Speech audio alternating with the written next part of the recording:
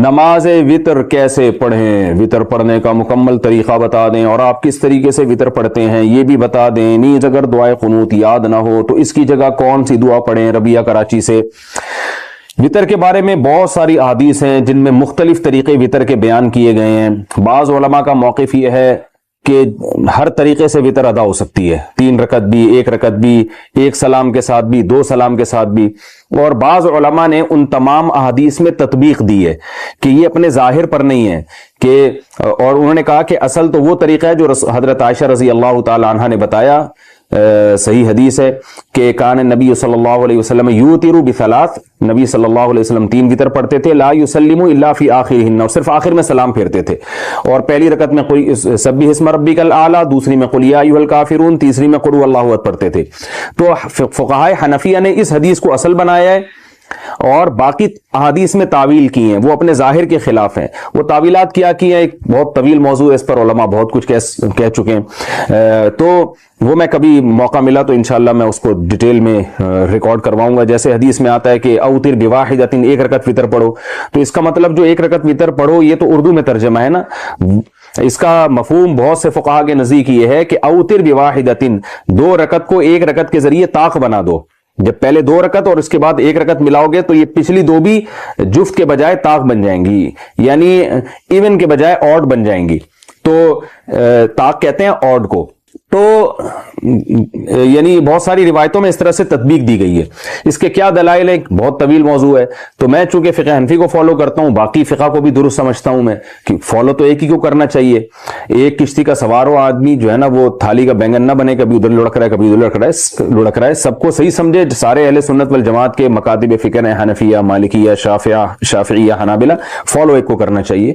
تو میں اسی طریقے سے پڑھتا ہوں جیسے جو احناف کا قول ہے، پہلی رکعت، پھر دوسری رکعت، پھر اس کے بعد اتحیات، پھر اتحیات کے بعد کھڑے ہو گئے، پھر اس کے بعد جناب کوئی بھی سورت پڑھی بہتر ہے، سورہ اخلاص پڑھیں جیسے حدیث میں آتا ہے، پھر اس کے بعد اللہ اکبر کہے، رفع الیدین یعنی کانوں تک ہاتھ اٹھایا، اور پھر اس کے بعد دعائے قنوت پڑھی۔ قنوت میں جو مشہور دعا ہے اللہم انا نستعینک ونستغفرک ونؤمن بک ونتوکل علیک، یہ والی بھی ہے، اللہم اہدنا فیمن ہدیت، یہ دعا بھی ثابت ہے، اور اس طریقے سے پوری نماز ادا کرتا ہوں میں۔ اور یہ والا طریقہ جو احناف جس طریقے سے پڑھتے ہیں، اتنی بات خوب سمجھیں، یہ ایسا طریقہ ہے کہ اس طریقے سے وطر پڑھنے پر سب کے نزدیک وطر ادا ہو جائیں گے، اور سب کے نزدیک افضل طریقہ یہی ہے، یہ ذہن میں رکھیں۔ یعنی مالکیہ کے نزدیک بھی اس طریقے سے وطر ہو جائے گا، شافعیہ کے نزدیک بھی ہو جائے گا، امام احمد بن حنبل کے نزدیک بھی ہو جائے گا، اور امام ابو حنیفہ کے نزدیک تو ہو ہی رہا ہے۔ تو چاروں فقہا، امام مالک، امام ابو حنیفہ، امام شافعی، امام احمد بن حنبل، چاروں کا اجماع ہے کہ اس طریقے سے وطر ادا بہرحال ہو جائیں گے۔ باقی طریقوں میں اختلاف ہے، کسی کے ہاں ہو رہا ہے کسی کے ہاں نہیں ہو رہا، تو اس لیے بھی اس میں اچھا اس پر بھی اجماع ہے کہ اس طریقے سے ہو جائے گا، اور اس پر بھی اجماع ہے کہ سب سے بہتر طریقہ یہی ہے وطر پڑھنے کا۔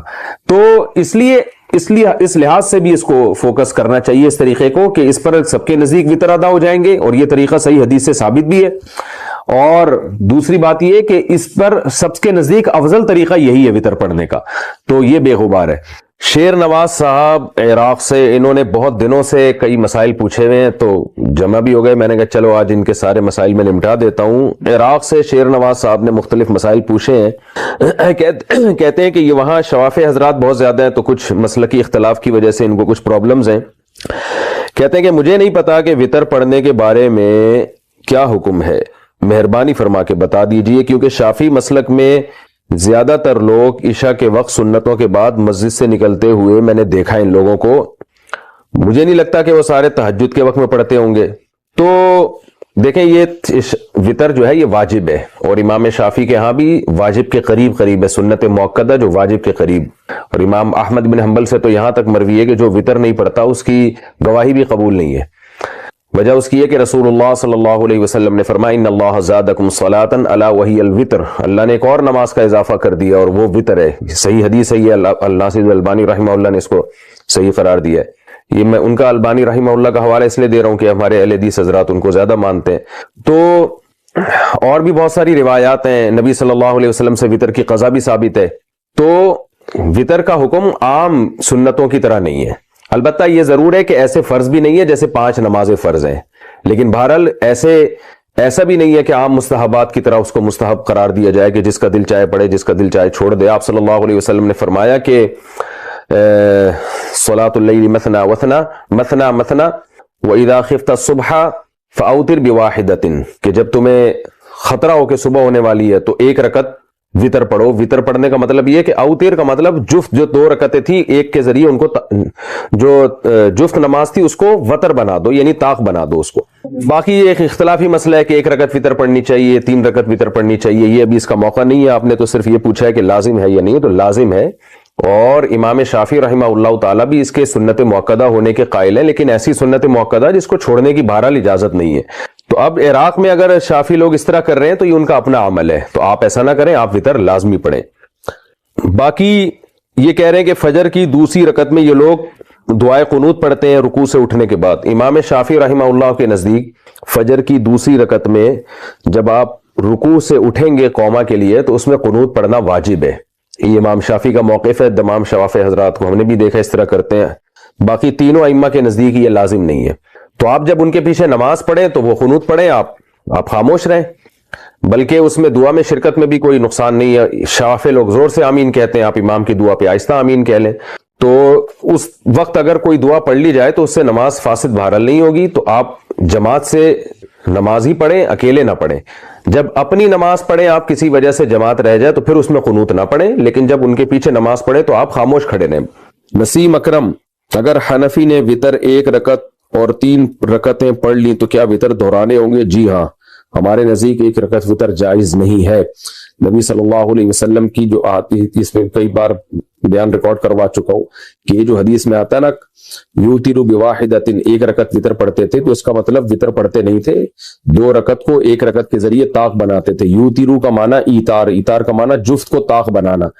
فرض نمازوں کے بعد اجتماعی دعا کا ثبوت کیا ہے؟ کوئی ثبوت نہیں ہے فرض نمازوں کے بعد اجتماعی دعا کا۔ صلاۃ التسبیح کا کیا ثبوت ہے؟ دیکھیں، صلاۃ التسبیح کے بارے میں متعدد روایات ہیں، متعدد بولے تو یعنی کافی ساری روایات ہیں، لیکن کوئی ایک حدیث بھی انڈیویجولی جب ہم دیکھتے ہیں تو کوئی صحیح حدیث نہیں ہے۔ لیکن خود محدثین کا ایک اصول ہے کہ جب حسن حدیثیں ضعیف حدیثیں اگر ان کی سندیں زیادہ ہوں تو وہ درجہ حسن کو پہنچ جاتی ہیں، یعنی وہ روایت قابل قبول بن جاتی ہے۔ عام اصول یہی ہے اور سب نے اس کو اصول کو مانا ہے۔ تو اب اس اصول کی بیس پہ، کیونکہ صلاۃ التسبیح کی بہت ساری حدیثیں ہیں، تو ان حدیثوں کی بیس پہ اکثر علماء، جمہور علماء اس طرف گئے ہیں کہ صلاۃ التسبیح بھی سنت عبادت ہے، حسن درجے کی ہے۔ ناصر البانی رحمہ اللہ جو سلفیوں میں ایک عالم گزرے ہیں، انہوں نے صلاۃ التسبیح کو اس بیس پہ سنت قرار دیا کہ عبداللہ ابن مبارک اس کے قائل تھے، تو گویا کہ تقلید کی عبداللہ ابن مبارک کی انہوں نے کہ اتنے بڑے محدث قائل کیسے ہو سکتے ہیں۔ لیکن یہاں پر یعنی جمہور علماء اسی کے قائل ہیں کہ یہ سنت ہے، اور احناف کی یعنی جو ہماری کتابیں ہیں اس میں بھی شوافع کی کتابیں اور احناف کی کتابیں اور جو فتوے کی کتابیں ان میں بھی یہی لکھا ہوا ہے۔ البتہ امام ابو حنیفہ سے اس بارے میں کچھ منقول نہیں ہے، نہ صاحبین سے کچھ منقول ہے۔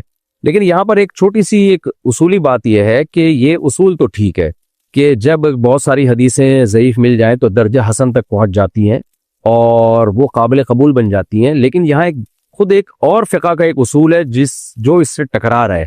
وہ اصول یہ ہے کہ متواتر اور مشہور روایات سے جب کوئی بات ثابت ہوتی ہے تو احناف کا اصول یہ ہے کہ اگر ایک صحیح حدیث بھی اس کے خلاف ہو اور وہ حدیث صحیح ہو تو اس صحیح حدیث کو بھی احناف رد کر دیتے ہیں کہ بھئی جو مشہور روایات سے یا قرآن سے جو بات ثابت ہے یا متواتر روایات سے جو بات ثابت ہے تو خبر واحد سے اس میں تبدیلی نہیں ہو سکتی۔ اب جو ہمیں بخاری مسلم سے متفقun علیہ صحیح حدیثیں ملتی ہیں جن کی سندیں بالکل بے غبار ہیں، ان سے جو نماز کی کیفیت منقول ہے، یعنی جو نماز کی کیفیت ثابت ہے، تو صلاۃ التسبیح اس کے بالکل مخالف ہے۔ کیسے مخالف ہے؟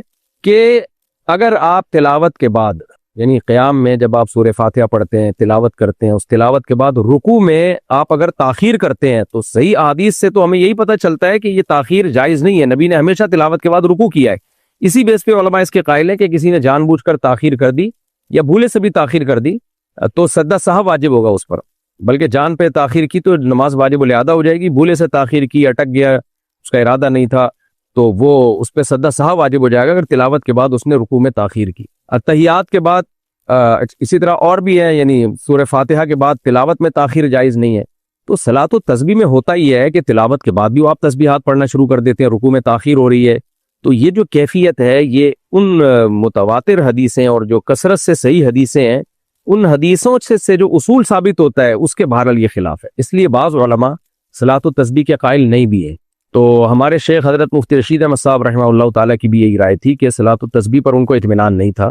وہ یہ کہتے تھے کہ بھئی یہ تو مشہور روایات کے بالکل اگینسٹ ہے. اور علامہ ابن تیمیہ رحمہ اللہ تعالیٰ بھی اسی کے قائل ہیں. ان کے الفاظ یہ ہیں لم یثبت مثلہ بمثلہ، کہ اس جیسی نماز جو عام نمازوں کے بالکل خلاف ہے اس کی کیفیت، وہ اس جیسی کمزور روایات سے اس کا ثبوت نہیں ہو سکتا. بہرحال اختلافی مسئلہ ہے. جمہور کی رائے یہی ہے کہ صلاۃ التسبیح سنت ہے. بعض محققین اس کے قائل ہیں کہ سنت نہیں ہے. تو مجھے تو جو میرا چھوٹا منہ بڑی بات، میں کوئی محقق یا اصحاب ترجیح میں سے نہیں ہوں، لیکن حقیقت یہ ہے کہ پورے طور پر اطمینان نہیں ہوتا. لیکن بہرحال میں عوام کو وہی رائے بتاتا ہوں جو جمہور کی رائے ہے. اور جب اتنا بڑا اختلاف ہو اور جمہور ایک طرف ہو تو اس عمل کو بہرحال بدعت نہیں کہا جا سکتا. تو اس لیے عوام کو میں عوام پہ چھوڑ دیتا ہوں. آپ کو جن علماء کی رائے پر زیادہ اعتماد ہو اس پر عمل کریں. تو اگر آپ کو اطمینان اسی پہ جمہور علماء کی رائے پر کہ پڑھنی چاہیے تو پڑھیں. اللہ تعالیٰ سے پوری امید ہے، کیونکہ اس میں بہرحال ذکر ہی کر رہے ہیں، کوئی ایسے خلاف شرع کام تو نہیں کر رہے ہیں نا، اللہ کا ذکر ہی کثرت سے کیا جا رہا ہے. تو بہرحال دونوں رائے ہیں. میرا مقصد تھا صرف دونوں رائے سامنے آ جائیں کہ بعض محققین اس کے قائل ہیں کہ صلاۃ التسبیح کے بارے میں جو روایات ہیں اتنی جاندار نہیں ہے کہ اس سے ایک ایسی نماز ثابت کی جا سکے جو عام نمازوں کے بالکل خلاف اس کی کیفیات ہیں، بلکہ عام نمازوں کو دیکھا جائے تو اس سے گویا سدا صاحب لازم آ رہا ہے. تو یہ ہے کہ اب آپ خود فیصلہ کریں. جو پڑھ رہا ہے وہ بھی ٹھیک ہے، اگر کوئی اس کو صحیح نہیں سمجھتا تو وہ بھی ٹھیک ہے. اختلاف کا ظرف بہرحال پیدا کرنے کی بہت شدید ضرورت ہے. اگر کسی مسئلے میں کسی عالم کا اختلاف ہو تو اس کو اعتدال کے ساتھ بیان کر دیا جائے اور سب علماء کا احترام دل میں رکھا جائے، کسی کو برا بلا نہ کہا جائے، اور جس عالم کی رائے پر آپ کو زیادہ اعتماد ہو آپ اس کی رائے پر عمل کریں. میں نے پہلے بتا دیا بدعت نہیں کہا جا سکتا اس کو، کیونکہ جمہور علماء بہرحال اس کے قائل ہیں. فوریکس ٹریڈنگ کا کیا حکم ہے؟ فوریکس ٹریڈنگ جائز نہیں ہے، کیونکہ کرنسی یا گولڈ پر آپ قبضہ کیے بغیر آگے بیچ نہیں سکتے. یہاں کچھ بھی نہیں ہوتا، بس فرضی خرید و فروخت چل رہی ہوتی ہے. جھینگے حلال ہیں یا حرام؟ حرام سے کم بھی کوئی درجہ ہوتا ہے. ایک دم ڈائریکٹ کسی چیز کو حرام نہیں بنا دینا چاہیے. دیکھیں جھینگے کے بارے میں کئی بار کلپ ریکارڈ کروا چکا ہوں، پوچھا ہے تو دوبارہ بتا دیتا ہوں. نبی صلی اللہ علیہ وسلم نے فرمایا الحلال بین والحرام بین، حلال بھی واضح ہے، حرام بھی واضح ہے. لیکن کچھ چیزیں آپ صلی اللہ علیہ وسلم نے فرمایا درمیان میں مشتبہ ہیں. تو جو مشتبہات سے بچتا ہے تو وہ اپنے دین کو بچا لیتا ہے. اب ہمیں کیا کیا چیزیں حلال ہیں نبی نے واضح طور پہ بتا دیا. بکرا ہے، گائے ہے، اور وغیرہ وغیرہ، مرغی، بطخ، یہ سب چیزیں جو پرندے ہیں جو چونچ سے کھاتے ہیں، درندے نہیں ہوتے، وہ شکار نہیں کرتے، وہ سارے پرندے حلال ہیں. سمندر میں مچھلی حلال ہے، صحابہ نے کھائی، قرآن میں اس کا تذکرہ ہے. اب سمندر میں مچھلی کے علاوہ جو مخلوق ہے اس کے بارے میں نصوص خاموش ہیں، یعنی قرآن و سنت خاموش ہے. لہذا جب خاموش ہے تو اجتہاد کیا گیا. تو بعض علماء اس کے قائل ہو گئے، بعض مجتہدین اس کے قائل ہو گئے کہ بھئی ہمیں سمندر میں کسی چیز کے حرام ہونے کی دلیل نہیں ملتی، اور قرآن میں یہ اجازت دی گئی ہے کہ سمندر کا شکار تمہارے لیے حلال ہے. احل لکم صید البحر وطعامہ متاعا لکم وللسیارہ، کہ تمہارے لیے سمندر کا شکار حلال ہے. اگرچہ اس میں اسپیسیفک مچھلی کے علاوہ یا جھینگے کا تذکرہ نہیں کیا، لیکن وہ کہتے ہیں بھئی اللہ نے جب مطلق رکھا ہے تو ہم حلال سمجھتے ہیں. لیکن بعض فقہاء اس طرف گئے ہیں کہ نہیں یہ حلال نہیں ہے، ان کے پاس بھی دلائل ہیں. تو امام ابو حنیفہ، امام ابو یوسف، امام محمد وہ اسی طرف گئے ہیں. وجہ اس کی ہے، وہ کہتے ہیں جو آپ قرآن کی جس آیت سے آپ استدلال کرتے ہیں جس میں آتا ہے کہ تمہارے لیے سمندر کا شکار حلال ہے اور اس کا کھانا بھی، اس کا سیاق و سباق دیکھا جائے تو یہ اصل میں احرام کی پابندیوں میں کیا کرنا ہے کیا نہیں کرنا اس کا تذکرہ ہے. تو بتایا جا رہا ہے کہ احرام کی پابندیوں میں تم نے خشکی کا شکار نہیں کرنا، سمندر کا کر سکتے ہو. تو اس میں یہ نہیں ہے کہ سمندر میں کیا کیا حلال کیا کیا حرام، یہ اس آیت کا موضوع ہی نہیں ہے. اس کا مطلب تو یہ ہے کہ جو شکار تم پہ جانور کا حرام ہوتا ہے احرام کی حالت میں تو وہ لاگو ہوتا ہے خشکی کے جانوروں پر. سمندر پہ شکار تم کر سکتے ہو. اور وہ دلیل دوسری دیتے ہیں، نبی صلی اللہ علیہ وسلم کی حدیث ہے احلت لنا میتتان السمک والجراد، قرآن نے ہر طرح کے مردار کو حرام قرار دیا ہے. حرمت علیکم المیتۃ، تم پر مردار حرام ہے. تو اور یحرم علیہم الخبائث، قرآن کہتے ہیں ناپاک اور خبیث چیزیں تم پر حرام ہے. تو اب مردار میں جب سب حرام ہو گیا تو مچھلی کے علاوہ سب چیزیں، کیونکہ سمندر کے جانوروں کو ذبح نہیں کیا جاتا تو سبھی حرام ہو گئے. تو اس سے مستثنا حدیث میں دو چیزوں کو کیا گیا ہے. آپ صلی اللہ علیہ وسلم کی صحیح حدیث فرمایا احلت لنا میتتان السمک والجراد، دو مردار ایسے ہیں جو ہمارے لیے حلال کیے گئے، ایک ٹڈی جو کھیتوں کو نہیں چٹ کر جاتی ٹڈی، اور ایک مچھلی۔ تو اس لیے امام ابو حنیفہ کا موقف اس میں بہت مضبوط ہے۔ وہ کہتے ہیں بھائی کہ اللہ تعالیٰ نے، نبی نے ہمیں دو چیزوں کو مستثنیٰ کیا ہے، خارج کیا ہے، ورنہ ہر طرح کے مردار کو حرام قرار دیا گیا ہے، اس میں صرف دو چیزوں کو خارج کیا ہے، مچھلی اور ٹڈی۔ تو دو ہی چیزیں خارج ہوں گی، ان کے علاوہ سب چیزیں اپنے عموم پر ہوں گی اور ناجائز ہی ہوں گی۔ اور دوسری بات یہ کہ اگر ہم یہ قول لے لیتے ہیں کہ سمندر میں مچھلی کے علاوہ سب چیزیں حلال ہیں، یعنی پانی کے تمام جانور حلال ہیں، تو ایسی گند نکلتا ہے سمندر سے اور دریاؤں سے کہ چائنا والے بھی شاید نہ کھاتے ہیں اس کو، وہ انگریز تو کھاتے ہی نہیں ہے۔ تو وہ جو آیت ہے ناپاک اور خبیث چیزیں تم پر حرام ہوں گی، تو وہ پھر وہ اس کا مطلب کیا رہ جاتا ہے؟ پھر مثال کے طور پر سمندر میں یعنی پانی میں، دریا میں تو کچھوا بھی ہوتا ہے، یعنی کچھوے بھی ہوتے ہیں، دریائی کچھوے، اور مگرمچھ بھی ہوتے ہیں۔ تو آپ کہہ سکتے ہیں مگرمچھ تو دریا میں بھی رہتا ہے اور پانی سے باہر بھی رہتا ہے، اور کچھوا بھی پانی میں بھی رہتا ہے، پانی سے باہر بھی رہتا ہے۔ تو وہی پھر کیکڑا بھی تو یہی ہے، کیکڑا پانی میں بھی رہتا ہے، پانی سے باہر بھی رہتا ہے۔ تو دیکھا یہ جائے گا کہ زیادہ اگر پانی میں رہتا ہے تو پانی کا جانور ہی کہلائے گا وہ۔ تبھی امام شافعی رحمہ اللہ تعالیٰ کے نزدیک کیکڑا حلال ہے، کیونکہ وہ زیادہ پانی میں رہتا ہے، اور دیگر فقہا بھی یہی کہتے ہیں۔ لیکن پھر سوال پیدا ہوتا ہے، پھر مگرمچھ بھی تو پانی میں زیادہ رہتا ہے، کچھوا بھی تو پانی میں زیادہ رہتا ہے، تو یہ تو پھر یعنی عجیب صحیح ہو جائے گا کہ کچھوے بھی کھانا شروع کر دیں آپ۔ پھر ظاہر ہے جو جانور حلال ہے اس کے انڈے بھی حلال ہیں، تو کچھوے کے انڈے بھی حلال ہو جائیں گے اور مگرمچھ کے انڈے بھی حلال ہو جائیں گے۔ تو اس لیے اس بارے میں امام حنیفہ کا موقف بہت مضبوط ہے، اور اکثریت نے اسی موقف کو ہی فالو کیا ہے، یعنی امت میں اکثریت نے۔ تو اس لیے ہماری رائے تو اس بارے میں بالکل واضح ہے کہ جھینگا جو ہے وہ جائز نہیں ہے، کیکڑا، جھینگا، یہ سب چیزیں مچھلی میں داخل نہیں ہے۔ ہاں البتہ یہ ضرور ہے کہ ہمارے ہی معاصر علماء میں، جن میں حضرت مفتی تقی عثمانی صاحب جیسے متبحر عالم بھی موجود ہے، وہ جھینگے کو مچھلی کی اقسام میں ہی داخل کرتے ہیں، یعنی وہ کہتے ہیں جھینگا بھی مچھلی کی قسم ہے۔ تو اس بیس پہ انہوں نے جھینگے کے جواز کا فتویٰ دیا ہے۔ تو اب چونکہ جھینگا بذات خود ایک اختلافی مسئلہ بن چکا ہے، تو کیکڑا نہ کھائیں کسی قیمت پہ بھی، الا یہ کہ کوئی شافعی فقہ کو فالو کر رہا ہے تو وہ برحق امام ہے، لیکن پھر پورا شافعی فقہ کو فالو کرے۔ یہ نہ کرے کہ کیکڑا کھانے کے لیے شافعی بن جاتا ہے اور بغیر ولی کے نکاح کرنے کے لیے لڑکی کو بھگا کے، یعنی بغیر اس کے باپ کی اجازت سے کہ بغیر نکاح کرنے کے لیے وہ حنفی بن جاتا ہے۔ یہ پھر دین کے ساتھ مذاق ہے۔ تو یا تو پراپر پورے شافعی فقہ کو فالو کریں آپ۔ تو تلاعب فی الدین جو ہے نا، کہ یہ کھانا ہے تو وہ فقہ میں چلا گیا، یہ کھانا ہے تو وہ فقہ میں چلا گیا۔ تو اگر آپ ایک فقہ کو فالو کرتے ہیں تو پھر پراپر وے میں اس کو فالو کریں۔ تو فقہ حنفی میں یہ جائز نہیں ہے، اور اس کے دلائل بہت مضبوط ہیں۔ تو اس لیے میں تو نہ جھینگا کھاتا ہوں، نہ کیکڑا کھاتا ہوں، اور نہ کوئی اور سمندر کی مچھلی شوق سے کھاتا ہوں الحمدللہ۔ لیکن بہرحال جھینگے میں چونکہ اختلاف آ گیا ہے، تو اس اختلاف کی بیس پہ اگر کوئی کھا رہا ہو تو اس کو منع بھی نہیں کرتے۔ اور بعض دفعہ یہ بھی ہوتا ہے کہ کسی چیز میں بہت زیادہ ابتلا ہو جائے اور وہ مسئلہ اختلافی ہو، تو پھر بھی شریعت میں اس میں گنجائش ہوتی ہے۔ اب بنگلہ دیش میں تو جھینگا بہت کھایا جاتا ہے، حالانکہ وہ سارے حنفی ہیں، A to Z سب پکے حنفی ہیں۔ تو خود فقہ حنفی میں یہی ہے کہ اگر کسی چیز میں ابتلا بہت زیادہ ہو گیا اور وہ بالاتفاق حرام نہیں ہے، تو اس میں بھی گنجائش نکل آتی ہے۔ تو کیونکہ وہ اب وہاں تو چھڑوانا ممکن ہی نہیں ہے، تو چونکہ اختلافی مسئلہ ہے، تو اس اختلاف کا بہرحال فائدہ امت کو پہنچایا جائے گا۔ وہ فائدہ یہی ہے کہ فتویٰ تو یہی دیا جائے گا کہ جائز نہیں ہے، لیکن ایسے حرام نہیں ہے جیسے کتے بلی حرام ہوتے ہیں یا چھپکلیاں حرام ہوتی ہیں، ایسے حرام نہیں ہے۔ تو اجتناب کرے، تقوی کا تقاضا یہی ہے۔ لیکن اگر کہیں بہت زیادہ رواج ہے یا وہ رواج چھڑوانا بہت مشکل ہے، تو پھر اس میں گنجائش کا پہلو بھی دیا جا سکتا ہے امام شافعی رحمہ اللہ تعالیٰ کی رائے کے مطابق۔ اور خود میں نے بتایا جھینگے میں تو اس لیے بھی کہ ہمارے ہی علماء کے درمیان یہ مسئلہ اختلافی ہو گیا ہے۔ تو حضرت مفتی تقی عثمانی صاحب کی جو کتاب میں نے پڑھی ہے اس بارے میں، ان کی رائے میں یہ مچھلی نہیں ہے، اگرچہ ہمارے شیخ حضرت مفتی رشید احمد صاحب، مولانا یوسف جہانوی شہید رحمۃ اللہ علیہ، سب علماء اسی کے قائل ہے کہ یہ مچھلی نہیں ہے۔ مفتی تقی صاحب اس کے قائل ہے کہ یہ مچھلی ہے، لیکن جو ڈاکٹروں سے ہماری بات ہوئی ہے اور مشاہدہ اگر دیکھا جائے جھینگے کو، تو مچھلی کی کوئی مشابہت آتی نہیں ہے۔ تو اس لیے ہماری رائے میں تو یہی ہے کہ یہ مچھلی نہیں ہے، لہذا جائز نہیں ہے۔ مگر میں نے بتایا کہ اچھا خاصا اختلاف ہے، تو اس اختلاف کی بیس پہ ضرورت کے وقت فائدہ اٹھایا جا سکتا ہے۔ ضرورت کیا ہے کہ آپ جہاز میں جا رہے ہو، کھانے کو کچھ بھی نہیں ہے، تو کتے بلے کھانے سے بہتر ہے بھائی جھینگا کھا لو۔ وہ مکروہ، اس لیے علماء اس کے لیے ہلکا لفظ استعمال کرتے ہیں، حرام کے بجائے مکروہ تحریمی کا لفظ یا مکروہ کا لفظ استعمال کرتے ہیں۔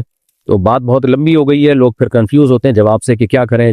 جواب یہی کہ جھینگا مت کھائیں، یہ کریں آپ۔ اور کوئی کھا رہا ہو تو اس پہ فتوی بھی نہ لگائیں، آرام سے ایک دفعہ منع کر دیں، بھائی نہیں کھائیے۔ وہ پوچھ لے، اگر پوچھے نہیں تو کچھ چھیڑے نہیں اس کو، وہ آپ سے پوچھے کہ جائز ہے یا نہیں ہے تو آپ بتا دیں ہماری رائے میں ٹھیک نہیں ہے، بس اس سے آگے نہ بڑھیں، نوالا اس کے منہ سے نہ نکالیں۔ ہاں، کتا نہ کھانے دیں کسی کو اپنے سامنے بٹھا کے۔ کیا خلا کے 15 سال بعد بغیر حلالے کے اپنے سابق شوہر سے دوبارہ نکاح کرنا درست ہے؟ دیکھیے 3 طلاقوں کے بعد شریعت نے حکم دیا ہے کہ عورت اپنے پرانے شوہر کے پاس نہیں جا سکتی جب تک کہ شرعی حلالہ نہ کر لے. شرعی حلالہ کیا ہوتا ہے کہ بغیر ایگریمنٹ کے کسی مرد سے نکاح ہو وغیرہ وغیرہ، جو پوری تفصیل ہے. اتفاق سے وہ چھوڑ دے یا مر جائے تو عدت کے بعد جہاں چاہے نکاح کر لے، پہلے سے بھی کر سکتی ہے. اور اگر ایگریمنٹ کر کے کسی مرد سے نکاح کیا تو پھر گناہگار ہوگی. ہاں وہ چھوڑ دے تو حلال پھر بھی ہو جائے گی پہلے شوہر کے لیے، لیکن کیونکہ حلالہ کرنے والے پر جو یعنی ایگریمنٹ کر کے جو حلالہ کرتے ہیں وہی مراد ہے. نبی نے ایسے لوگوں پر لعنت فرمائی ہے. تو یہ لعنتی عمل بہرحال لوگ اگر پہلے سے ایگریمنٹ کیا ہے. باقی خلا جو ہے نا وہ ایک طلاق بائن ہوتی ہے، ایک طلاق بائن ہوتا ہے. خلا کا لفظ اردو میں مذکر ہے، مؤنث بنا دیا لوگوں نے اس کو. خلا ایک طلاق بائن کے حکم میں ہوتا ہے. تو اس لیے اس سے پہلے شوہر نے اگر 2 طلاقیں نہ دی ہوئی ہوں اور پھر خلا ہی ہوا ہو میاں بیوی کے درمیان، تو وہ جب چاہیں دوبارہ نکاح کر سکتے ہیں شرعی حلالے کے بغیر بھی. تو چاہے 15 سال ہو یا 15 منٹ ہو یا 15 سیکنڈ ہو، لیکن آئندہ شوہر کو 2 طلاقوں کا اختیار ہوگا. بوقت مجبوری مکان بنانے کے لیے سودی قرضہ لینا کیا شرعی ہے؟ سودی قرضہ لینا حرام ناجائز ہے. البتہ شدید مجبوری میں سودی قرضہ لیا جا سکتا ہے. وہ شدید مجبوری کیا ہے وہ میں بتاتا ہوں. کہ آپ کے پاس کرائے کے لیے بھی گھر نہیں ہے، رہنے کے لیے کوئی آپ کو گھر میں رکھنے کے لیے بھی تیار نہیں ہے، اب آپ روڈ پہ آ جاؤ گے، اور کوئی حلال قرضہ دینے کے لیے بھی تیار نہیں ہے، تو ایسی مجبوری میں سودی لون لیا جا سکتا ہے. اس لیے کہ اب روڈ پہ تو نہیں پڑے گا نا انسان، گھر تو ضرورت ہے، چاہے کرائے کا گھر ہی کیوں نہ ہو، لیکن کرائے کا بھی نہیں مل رہا. تو پھر ایسی شدید مجبوری میں مورگیج پہ یا سودی قرضے پہ گھر لیا جا سکتا ہے. تو اس حد تک کوئی اگر پہنچ چکا ہو، لیکن عام طور پر ایسی نوعیت ہوتی نہیں ہے. کرائے پہ لوگ رہ سکتے ہیں تو ایسی، اور یا قرضہ کسی کی طرف سے بغیر سود کے بھی مل سکتا ہے، تو پھر سودی قرضہ لینے کی اجازت نہیں ہے. تیسری طلاق کے بعد کیا رجوع ممکن نہیں؟ نہیں جناب. اللہ نے قرآن میں کہہ دیا فَإِن طَلَّقَهَا فَلَا تَحِلُّ لَهُ مِن بَعْدُ حَتَّى تَنكِحَ زَوْجًا غَيْرَهُ. صاف طور پہ قرآن نے کہہ دیا تیسری کے بعد رجوع نہیں ہو سکتا. نس بندی کروانے کا کیا حکم ہے؟ نس بندی کا مطلب یہ ہوتا ہے کہ مرد جو ہے نا کوئی آپریشن کروا لے جس کے نتیجے میں اس میں اسپم بننا ہی ختم ہو جائے، یعنی اولاد کے جرثومے بننا ہی ختم ہو جائے، تو تاکہ وہ آئندہ کبھی بھی اولاد ہی نہ پیدا کر سکے. یہ عمل حرام ہے، گناہ کبیرہ ہے. دیکھیں میاں بیوی وقتی طور پر اولاد روکنے کی کوئی بھی تدبیر اختیار کر سکتے ہیں، اس میں کوئی گناہ نہیں ہے. جیسے جو آج کل جو بھی تدبیریں اختیار ہو رہی ہیں، لیکن یہ وقتی اور عارضی ہو. بیوی آپریشن کروا کے بچہ دانی نکال لے یہ بھی حرام ہے، یا مرد نس بندی کرا لے یہ بھی حرام ہے. یعنی ہمیشہ کے لیے بچے کی ولادت یعنی تولید کی قوت کو ہی ختم کر دینا یہ حرام ہے، کیونکہ یہ تغییر خلق اللہ ہے، اللہ کی تخلیق کو بدلنا ہے، اس لیے حرام اور ناجائز ہے. قرآن کی آیات پر مشتمل ویڈیوز بنا کر یوٹیوب پر اپلوڈ کرنا درست ہے؟ جی بالکل درست ہے.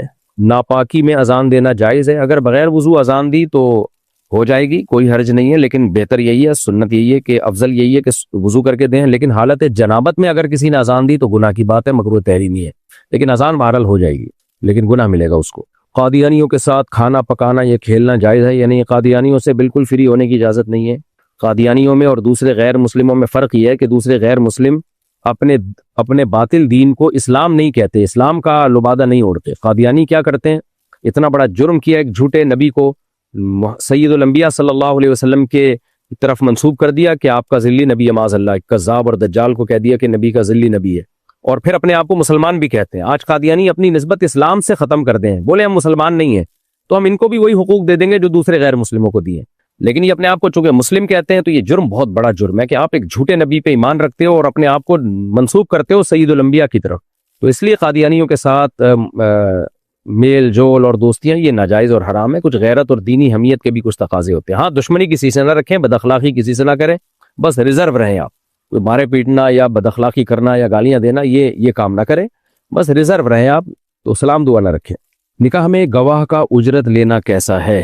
دیکھیں نکاح میں قاضی کے لیے اجرت لینا یا گواہ کے لیے اجرت لینا جائز ہے، کیونکہ کوئی بھی کام جس میں آپ کا وقت خرچ ہو رہا ہو آپ اس کو کا معاوضہ لے سکتے ہیں. البتہ جو کام آپ پر فرض ہو جاتا ہے یعنی آپ کے ذمہ لازم ہو جاتا ہے تو اس پہ آپ اجرت پھر نہیں لے سکتے. مثال کے طور پر اگر کوئی نکاح پڑھانے والا ہے ہی نہیں اور ایک کو بندے کو نکاح پڑھوانا ہے اور کوئی بندہ پڑھانے والا کوئی ہے ہی نہیں، اس کو خود بھی نہیں آتا نکاح کیسے پڑھا جاتا ہے، تو پھر جو علاقے کا عالم ہوگا اس پر فرض ہو جاتا ہے کہ وہ اس کا نکاح پڑھائے، پھر اس کے لیے پھر اجرت لینا جائز نہیں ہوگا. اسی طرح کسی کو اپنا نکاح پڑھوانا ہے، اس کو گواہ مل ہی نہیں رہے کہیں، اور 2 مسلمان نظر آئے اس کو کہ بھائی تم میرے نکاح پہ گواہ بن جاؤ، کیونکہ گواہ میں کوئی گاؤں میں ہے کہیں کوئی مجبوری ہو گئی، تو پھر تو وہ اجرت نہیں لے سکتے، اس لیے کہ ان پر تو پھر فرض ہے کسی مسلمان کے ساتھ تعاون کریں. لیکن اگر گواہ دنیا میں بہت ہیں تو اسپیسیفک مجھے یہی 2 گواہ چاہیے تو پھر وہ 2 گواہ شرط لگا سکتے ہیں، ٹھیک ہے بھائی ہم آپ کے نکاح پہ گواہ جب بنیں گے جب آپ ہمیں پیسے دو گے، کیونکہ ہمارا ٹائم خرچ ہوگا۔ باقی یہ کہ یہ فری پھوکٹ میں ہی ہونا چاہیے، گواہ کا کیا جا رہا ہے، وہاں اتنے لوگ بیٹھے ہوئے ہوتے ہیں، کسی کو بھی گواہ بنا دیں۔ اگر شوہر بے اولاد ہو تو فسخ نکاح درست ہے۔ دیکھیں اگر بے اولاد ہو تو فسخ نکاح درست نہیں ہے، البتہ شادی کے بعد پتہ چلا کہ شوہر میں اولاد پیدا کرنے کی صلاحیت ہی نہیں ہے، اس میں اولاد کے جرثومے ہی نہیں ہے اس کے اسپم میں، یا یہ کہ اور علاج بھی نہیں ہو سکتا اس کا، یعنی اب عورت کو پتہ چلا کہ جس بندے سے میری شادی ہوئی ہے اب ناممکن ہے کہ اس کے اولاد ہو، میڈیکل سے یہ میڈیکل رپورٹ آ گئی، تو پھر عورت کے لیے ایسی صورت میں کورٹ سے تنسیخ نکاح یعنی نکاح ختم کرانے کی شرعاً اجازت ہے۔ البتہ اگر پہلے سے پتہ ہو عورت کو کہ جس سے میری شادی ہو رہی ہے اس کے اولاد ممکن ہی نہیں ہے، یا شادی کے بعد پتہ چلا لیکن علاج ممکن تھا اس کا، تو یا ویسے ہی قدرت کی طرف سے اولاد ہی نہیں ہو رہی شوہر کے، تو پھر تنسیخ نکاح نہیں ہو سکتا۔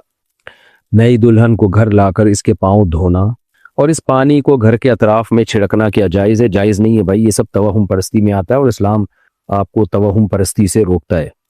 حالت جنابت میں روزہ رکھنا اور دیر سے غسل کرنا کیسا ہے؟ جائز ہے، کوئی حرج نہیں ہے، غسل نماز کے لیے فرض ہے، نماز سے پہلے لازمی غسل کریں۔ کپڑوں پر پیشاب کا قطرہ لگے تو کیا حکم ہے؟ اس کو دھو لینا چاہیے، البتہ اتنی بات ضرور ہے اگر 1-2 قطرے لگ گئے اور وہ پھیلا نہیں ہے تو دھونا تو چاہیے اس کو، لیکن اگر کسی نے نہیں بھی دھویا تو تھوڑی سی نجاست ہو تو نماز ادا ہو جاتی ہے۔ ہاں نجاست ہتھیلی کی گہرائی کے برابر پھیل جائے تو پھر نماز نہیں ہوتی، تو 1-2 قطرے اگر کپڑوں پہ لگے ہیں تو دھو لینا بہتر ہی ہے، لیکن کوئی نہیں بھی دھوئے گا تو نماز ادا ہو جائے گی۔ حاملہ عورت کا روزہ نہ رکھنے کا کیا حکم ہے؟ دیکھیں عورت حمل والی ہو یا بچے کو دودھ پلاتی ہو، دونوں صورتوں میں اس پہ روزہ رکھنا فرض ہے، کیونکہ اللہ نے بیماری میں روزہ چھوڑنے کی اجازت دی ہے۔ حمل کوئی بیماری نہیں ہے اور دودھ پلانا بھی کوئی بیماری نہیں ہے، اور ہم نے دیکھا ہے بہت سی پریگننسی میں خواتین روزہ بھی رکھتی ہیں اور دودھ بھی پلاتی ہیں بچوں کو۔ البتہ اگر کسی کو حمل میں روزہ رکھنے سے واقعی کوئی بیماری ہو رہی ہے، سر چکرا رہا ہے، یا یہ کہ فیڈ کرانے والی عورت کو دودھ ہی نہیں آ رہا یا دودھ پلاتی ہے تو سر چکرانے لگتا ہے اس کا، تو یہ سر کا چکر آنا یا شوگر بہت لو ہو جانا ایسی، تو یہ بہرحال بیماری میں آتا ہے، تو ایسی عورت پھر روزہ چھوڑ سکتی ہے۔ خلاصہ کیا نکلا کہ اگر دودھ پلانے سے کسی بیماری کا خطرہ ہے یعنی روزہ رکھنے کے صورت میں تو پھر روزہ چھوڑا جا سکتا ہے، یعنی بیماری کی حالت میں بھی روزہ چھوڑ سکتے ہیں، اور بیماری کا غالب گمان ہو تو بھی روزہ چھوڑا جا سکتا ہے، یعنی اگر روزے آپ کو خطرہ ہے کہ روزہ رکھنے سے بیمار ہو جائیں گے تو بھی چھوڑا جا سکتا ہے۔ چور بازار سے سامان خریدنا کیا جائز ہے؟ چور بازار کے جو نام پڑتے ہیں نا، چور بازار، اس میں سارا مال چوری کا نہیں ہوتا۔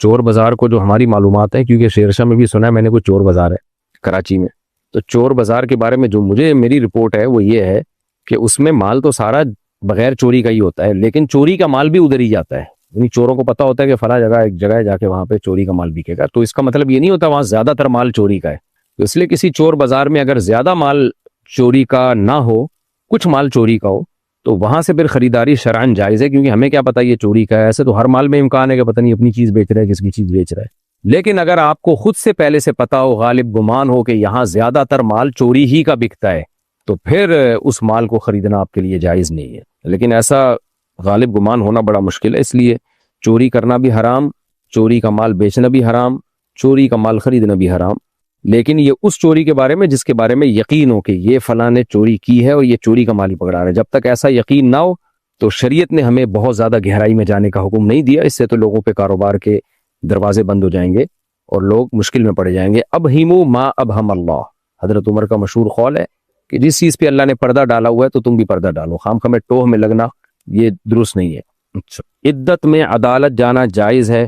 حتی الامکان عورت کوشش یہ کرے کہ کوئی کیس اگر چل رہا ہے تو اس کو ڈیلے کرے تاکہ عدت پوری ہو جائے، لیکن اگر ممکن ہی نہ ہو تو پھر کورٹ کے آرڈر پہ تو جانا پڑتا ہے، ورنہ آپ کے خلاف کیس ہو جائے گا، تو پھر شرعاً پردے کی پوری پابندی کے ساتھ وہ جا سکتی ہے، دن میں جائے اور جیسے ہی کیس کی سماعت ہو فوراً کیس نمٹا کے فوراً جو ہے وہ گھر واپس آ جائے، گھر سے باہر ٹائم نہ گزارے۔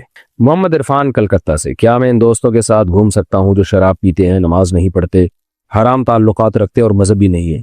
کوئی ضرورت ہو، مجبوری ہو تو ایک الگ بات ہے، نارملی ایسے لوگوں سے دوستی نہ رکھی جائے، کیونکہ نبی صلی اللہ علیہ وسلم نے فرمایا کہ انسان اپنے دوست کے مذہب پر ہوتا ہے، تو ہر شخص کو چاہیے کہ وہ یہ دیکھے کہ اس کی دوستی کس سے، حدیث میں آئی ہے، اور آپ صلی اللہ علیہ وسلم نے اچھی صحبت اور بری صحبت کی مثال بھی دی ہے، کہ اچھی صحبت کی مثال عطر فروش کی ہے کہ اس کے پاس سے خوشبو آتی ہے، اور بری صحبت کی مثال بھٹی والے کی سی ہے، چنگاری لگ کے آپ کے کپڑے بھی جل سکتے ہیں، تو کسی کے ساتھ رہنا صحبت میں رہنا کسی کی، یہ بہت اہم مسئلہ ہے، اسلام میں اس کی بڑی ویلیو ہے۔ اس لیے آپ کے لیے اگر وہ دوست شراب بھی پیتے ہیں، نماز نہیں پڑھتے اور حرام تعلقات رکھتے ہیں تو آپ ان سے ریلیشن ختم کر دیں، ورنہ اس بات کا پورا پورا خطرہ ہے آپ بھی ان جیسے نہ ہو جائیں، اور اس بات کا بھی خطرہ ہے کہ آپ ان جیسے نہ بھی ہوں تو لیکن آپ کے دل میں ان گناہوں کی نفرت ختم ہو جائے۔ ہم نے بہت سے لوگ دیکھے ہیں جو گناہوں کی نفرت پھر ان کے دل میں ختم ہو گئی۔ ہاں، تبلیغ کی نیت سے کسی کے ساتھ وقتی تعلق رکھنا تاکہ اس کو دین کی دعوت دیں، وہ ایک الگ بات ہے۔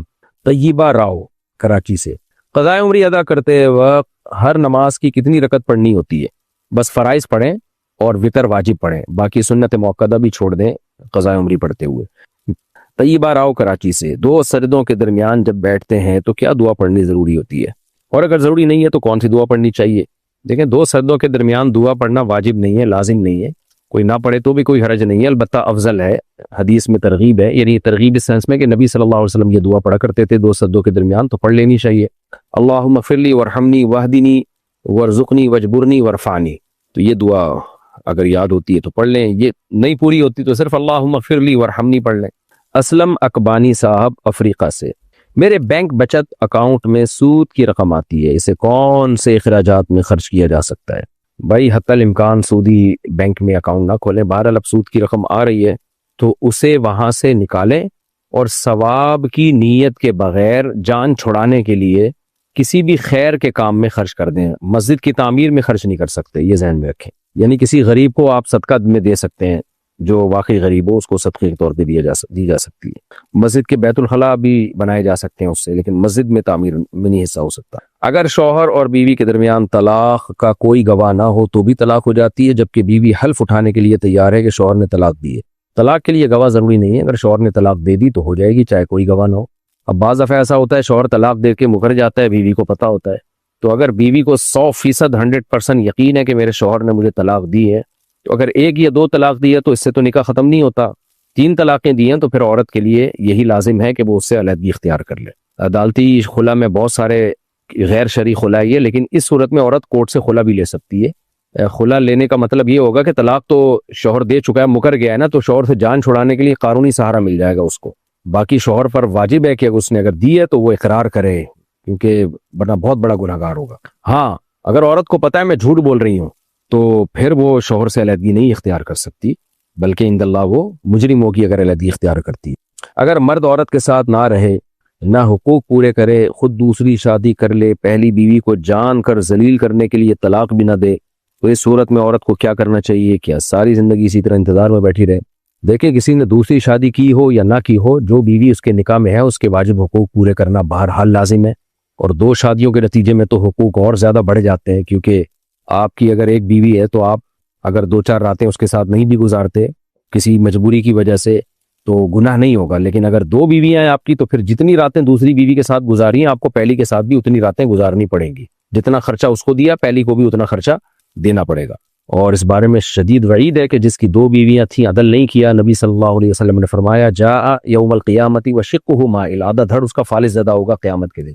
باقی یہ کہ آپ اس سے طلاق مانگ سکتی ہیں، اگر آپ سمجھتی ہیں کہ آپ کے حقوق پامال ہو رہے ہیں تو طلاق مانگنے میں کوئی حرج نہیں ہے۔ عورت جب طلاق مانگتی ہے تو اس کو خلا کہا جاتا ہے، یعنی مہر معاف کر کے جب طلاق مانگے تو اس کو خلا کہا جاتا ہے، تو آپ خلا کا مطالبہ کر سکتی ہیں۔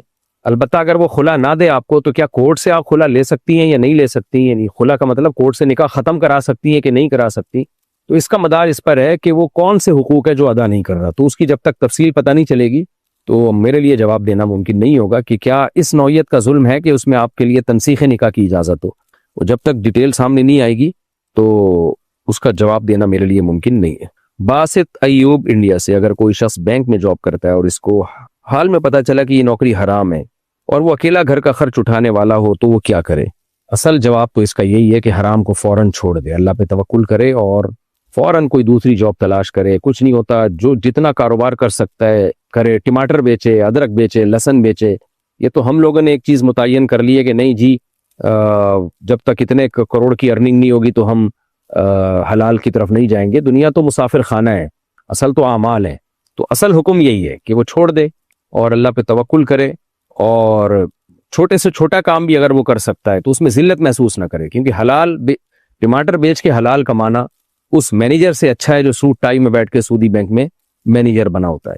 اصل عزت ذلت تو آخرت کی، اور جب ذلت کا احساس ہو کہ لوگ کیا کہیں گے تو سوچے کہ دنیا مسافر خانہ ہے بھائی، سب نے مر کے ختم ہونا ہے۔ اور پھر ہم نے دیکھا ہے جو یہ توکل کرتے ہیں اللہ تعالیٰ ان کا ہاتھ تھامتا بھی ہے۔ لیکن یہ کہ اب یہ بڑے توکل کی بات ہے، تو دوسرا آپشن علماء یہ بتاتے ہیں کہ اب بعض لوگوں میں توکل نہیں ہوتا، جاب چھوڑ دی اچانک اور پھر تھوڑے سے گھر میں فاقے آئے تو ایمان سے بھی جاتے ہیں، وہ مرتدی ہو جاتے ہیں، دین سے چلے جاتے ہیں، ان میں حوصلہ نہیں ہوتا، تو ایسے لوگوں کو پھر یہ مشورہ دیا جاتا ہے، فتویٰ نہیں دیا جاتا۔ فتویٰ تو وہی دیا جائے گا جو اللہ رسول کا حکم ہے، وہ فتویٰ یہی ہے کہ ناجائز ناجائز ہی ہے بھائی، لیکن مشورہ یہ دے دیا جاتا ہے کہ ہمیں پتہ ہوتا ہے کہ بھائی اس نے ایک دم چھوڑ دی اور اس کے حالات خراب ہوئے تو اس مرتدی نہ ہو جائے کہیں، تو ایسی صورت میں بعض علماء یہ گنجائش دیتے ہیں، گنجائش کا مطلب شرعی گنجائش نہیں، یعنی اس کو مشورے کے طور پر کہ بھائی فی الحال یہ کرتے رہو اور دوسری جاب تلاش کرو، جیسے ہی کوئی دوسری مل جائے جس کے بارے میں تم یہ سمجھتے ہو کہ گھر میرا بنیادی ضرورتیں گھر کی پوری ہو جائیں گی، یہ نہیں کہ اتنی جو تنخواہ جتنی یہاں مل رہی ہے بنیادی ضرورتیں پوری ہو جائیں گی، تو اس وقت تک اس کو ناجائز سمجھ کے توبہ استغفار کے ساتھ کرتے رہو۔ اور یہ علماء اس لیے مشورہ دیتے ہیں کہ ان کو خطرہ ہوتا ہے کہ ابھی تو حرام کما رہا ہے، ایک دم سے چھوڑ دیا تو حلال پہ آئے نہ آئے، ایمان سے نہ چلا جائے کہیں، کیونکہ ہر آدمی میں آزمائش برداشت کرنے کی طاقت نہیں ہوتی۔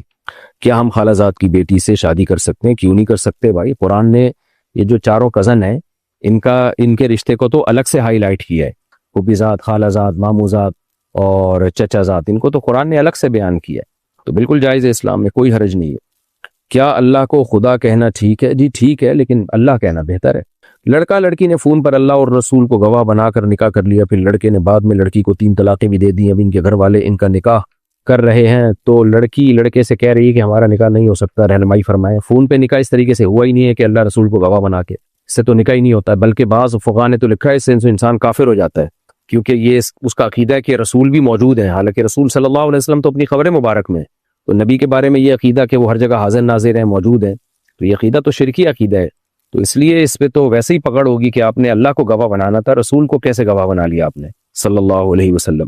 تو باقی یہ نکاح نہیں ہوا، کیونکہ جہاں نکاح ہو رہا ہو اس مجلس میں 2 گواہ موجود ہونا ضروری ہے، تو نکاح نہیں ہوا، اب نکاح نہیں ہوا تو طلاقیں بھی نہیں ہوئی ہے، تو یہ نکاح کر سکتے ہیں۔ میرے شوہر نے پہلی بیوی اور گھر والوں کے پریشر میں مجھے 2 دفعہ طلاق دی، جبکہ ہم جسمانی طور پر ملے نہیں تھے، تو کیا اس طرح دباؤ میں طلاق ہو جاتی ہے؟ دیکھیں، جسمانی طور پر ملے نہیں تھے، لیکن اگر کہیں تنہائی میں جمع ہو گئے تھے کہ ملنا چاہتے تو مل سکتے، تو ایسی تنہائی میں جمع ہونے کو رخصتی کہتے ہیں، اور رخصتی کے بعد جب 2 یا 3 طلاقیں دی جائیں تو وہ تینوں یا دونوں طلاقیں ہو جاتی ہیں۔ تو اگر آپ اپنے شوہر کے ساتھ کہیں تنہائی میں جمع ہوئی تھیں جہاں شوہر میاں بیوی کا فزیکل ریلیشن ممکن تھا، تو ایسی تنہائی میں اگر آپ جمع ہو گئے تو پھر 2 طلاقیں واقع ہو گئی ہیں۔ لیکن اگر ایسی تنہائی میں جمع نہیں ہوئے یا تھوڑی دیر کے لیے ہوئے، چند سیکنڈ کے لیے، 1-2 منٹ کے لیے، کہ وہ ممکن ہی نہیں تھا میاں بیوی کے درمیان فزیکل ریلیشن جو، تو پھر وہ رخصتی نہیں ہوئی، تو پھر ایسی صورت میں اگر شوہر نے 2 دفعہ طلاق دی اور طلاق کے الفاظ یہ تھے کہ طلاق ہے یعنی 2 جملوں میں دی، تو پھر ایک ہی طلاق واقع ہوتی ہے۔ لیکن اگر یوں طلاق دی کہ تمہیں 2 طلاقیں ہیں تو پھر بہرحال 2 طلاقیں ہو گئی ہیں۔ تو یہ پوری تفصیل آپ بتائیں گی کسی مفتی کو تو وہ جواب دے سکے گا۔ میں اپنے ماموں کے بیٹے کے ساتھ بھینسیں چراتا ہوں، ماشاءاللہ ماشاءاللہ، دن کو ان کے ساتھ ہوتا ہوں، ان کو کہتا ہوں نماز پڑھو لیکن وہ نہیں پڑھتے، تو کیا میرا ان کے ساتھ گھومنا جائز ہے جبکہ میں نماز پابندی کے ساتھ پڑھتا ہوں؟ ابے سوری یار، چراتا نہیں ہوں، چراتا ہوں، استغفر اللہ استغفر اللہ، یہ میری غلطی ہے بھائی، میں بھی حیران ہو رہا تھا ماموں کے ساتھ کون بھینسیں چراتا ہے؟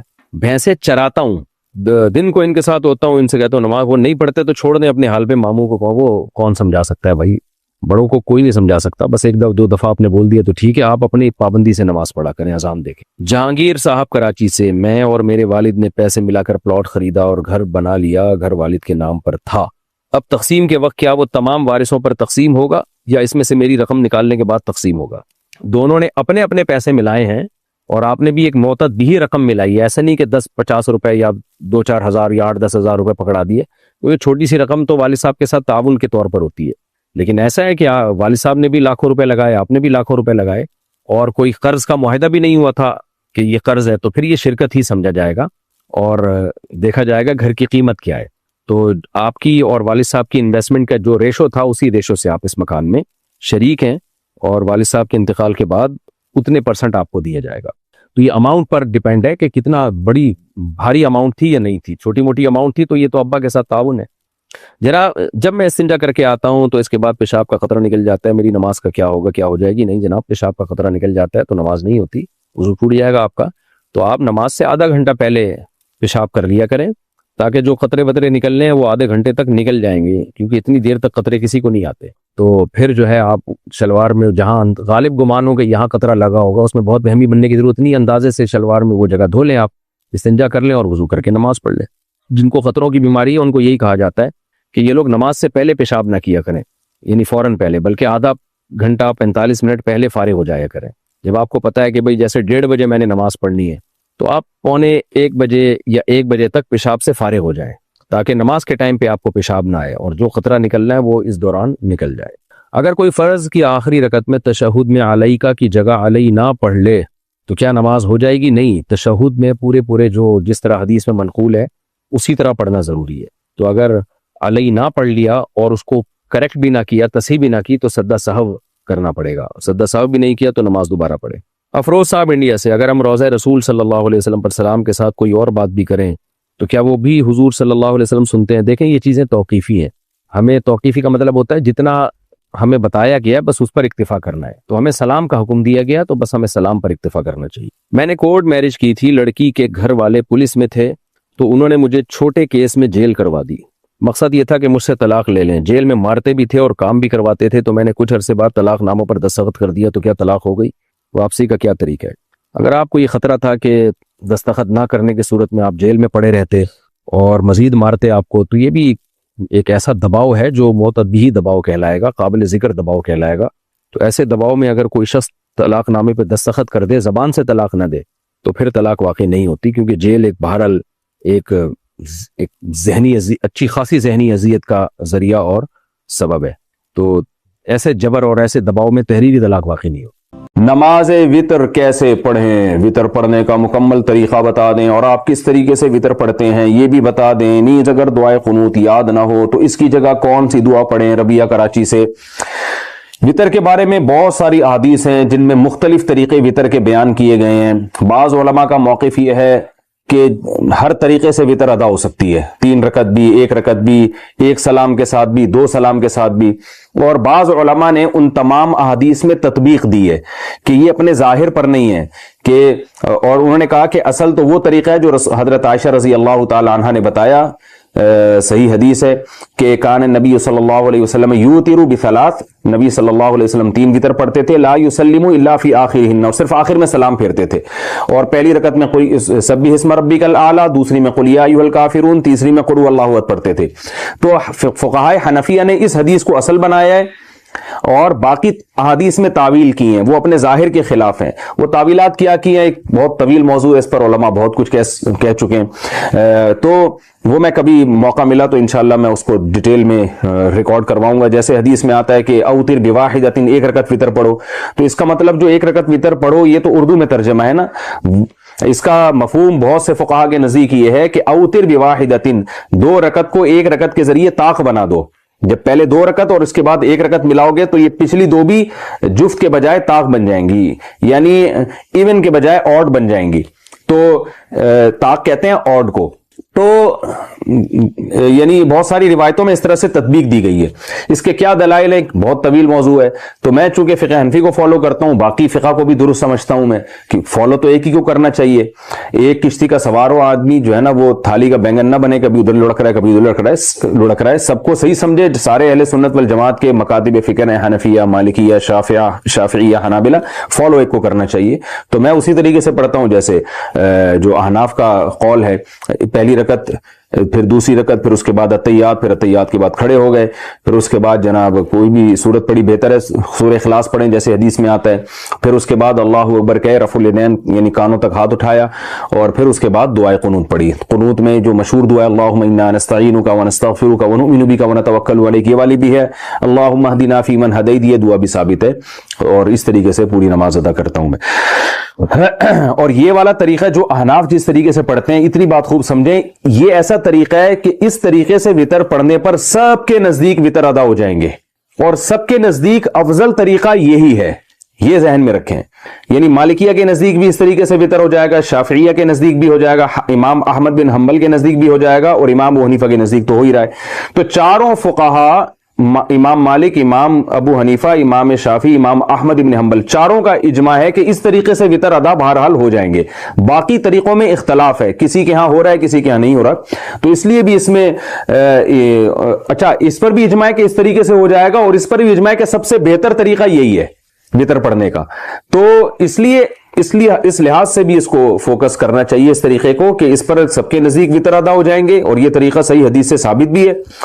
اور دوسری بات یہ کہ اس پر سب کے نزدیک افضل طریقہ یہی ہے وطر پڑھنے کا. تو یہ بے غبار ہے. شیر نواز صاحب عراق سے، انہوں نے بہت دنوں سے کئی مسائل پوچھے ہوئے ہیں، تو جمع بھی ہو گئے. میں نے کہا چلو آج ان کے سارے مسائل میں نمٹا دیتا ہوں. عراق سے شیر نواز صاحب نے مختلف مسائل پوچھے ہیں. کہتے ہیں کہ یہ وہاں شواف حضرات بہت زیادہ ہیں، تو کچھ مسلکی اختلاف کی وجہ سے ان کو کچھ پرابلمز ہیں. کہتے ہیں کہ مجھے نہیں پتا کہ وطر پڑھنے کے بارے میں کیا حکم ہے، مہربانی فرما کے بتا دیجئے، کیونکہ شافی مسلک میں زیادہ تر لوگ عشاء کے وقت سنتوں کے بعد مسجد سے نکلتے ہوئے میں نے دیکھا ان لوگوں کو. مجھے نہیں لگتا کہ وہ سارے تہجد کے وقت میں پڑھتے ہوں گے. تو